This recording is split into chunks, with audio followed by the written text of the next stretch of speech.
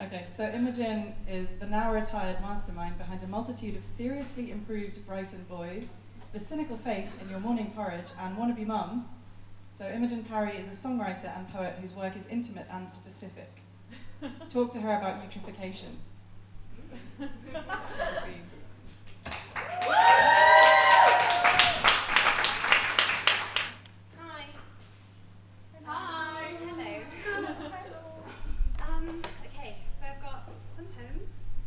Two of them don't have titles. I'm going to begin with those. I don't have anything to say about them. You guys can do that bit. Okay. And if my face is a canvas, I have painted this portrait forever. The past as a time frame as infinite as any other, all things leading to and changing my birth and life. C-section cut my mum up like a cake, split like tangerine segments to reveal a stringy white core, a babe born in winter, raised in the feminine and deceased last August.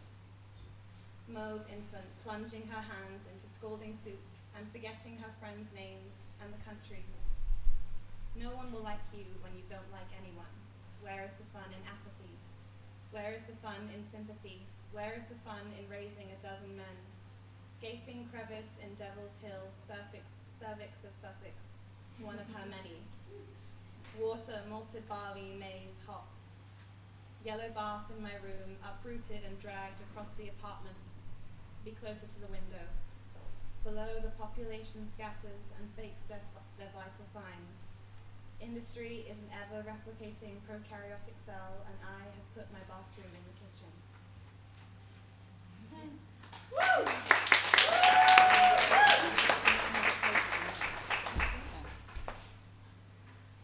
Okay, this one also doesn't have a title. Yay!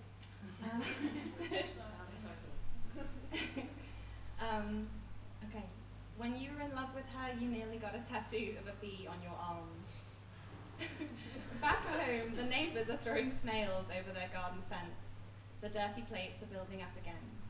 Victoria Park is just soil now, and no one seems like they're coming to help. Every swerve of the cars tugs at the edges of the dimension, and on my way home through Britain's howling streets, I notice the women's teeth are chattering in the neon syrup heat. Closer to the sea, the men are gathered, hollering and beating the wet tarmac with fat orange fists. Neptune sighs in her sleep, and I would rather be anywhere else.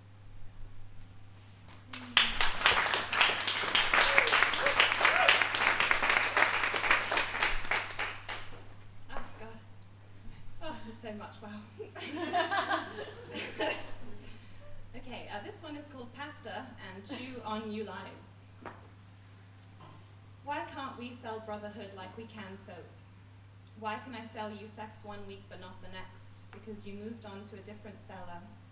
Why can I stuff words into your letterbox but never down your fleshy throat? Why can I make daisy chains without looking but can't sew the hems on my dresses or sleeves or cigarettes?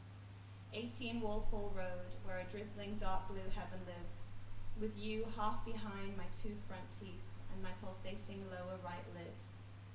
Where your curtain collects mold and where I have danced alone while you saute onions and a dozen cloves of garlic, and what deadly remains of supposed gender and oregano, and what remains of my supposed road and peppers, and throw it out and start again.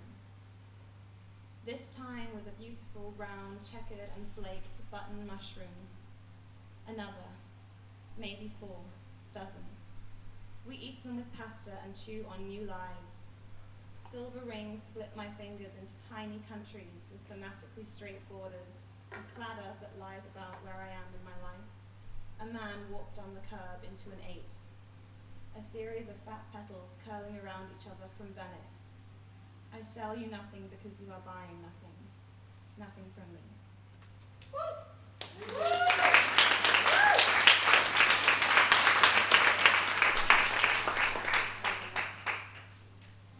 This poem is called Friday Night in My Cage.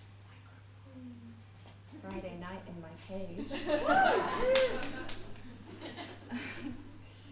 I guess my father trusts me, because when I tell him I like a record, he has gone out and bought it before I can finish saying it's acid jazz.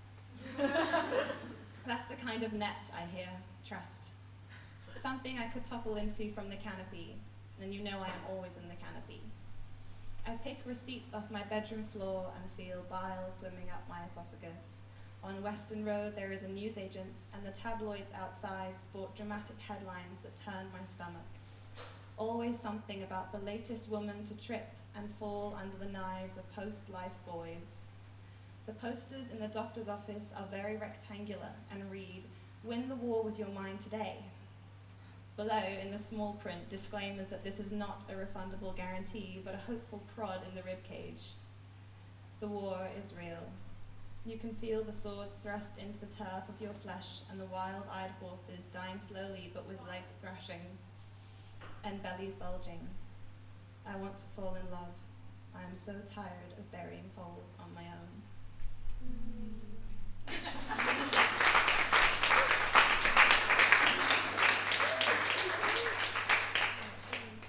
Okay, this is the last poem, and this was actually written a lot more recently than the last one. The last one was before I ever fell in love or felt good about anything or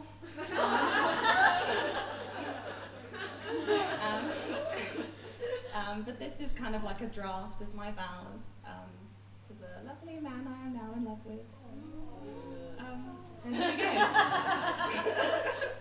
Okay, it's called 12:58 a.m. My vows. You were the sound of the toast popping before you've cooked the beans. Inconvenient yet inescapably beloved to the ear. You are the sound of tennis balls bouncing off rackets on big fluorescent courts. You are the first few bars of a song that I hear and think I recognize, but I'm wrong, so it's a different song, but still a very good one. I would climb Everest for you, with my teeth. Jaw locked with a dissolving key, body contorted against the rock. I would let you see my toes. I would let you eat my crusts. How can I write about a love so cosmic without sounding like I am talking about your love, or her love, or Miss Macaulay from my book's love? I don't want them to get a slice of this romance. I would be late to work for you. I would live in a crumbling village with silver leaves on the ground and white beech trees in the avenues, and build my home in red brick and lift steel and cement and stone and water to build a dam with the men, wreck my hands and spine, hear their slurs day and night. If someone even so much as suggested that I might get to see a wink of that eye if I labored my life away. I would let your soapy skin touch mine, which normally I hate. I would kiss you when smoking and kiss you when not.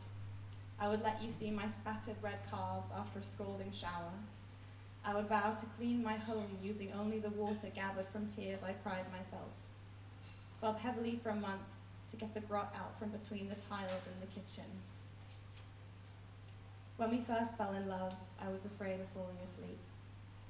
I cannot bear to waste any time. I will only regret it when I'm dead, you hear me say. You are the sound of cumin seeds crushed with the pestle and mortar, and I am listening all day. I am wet, I am sticky, I am gelatinous, you make me wet and sticky and gelatinous with love.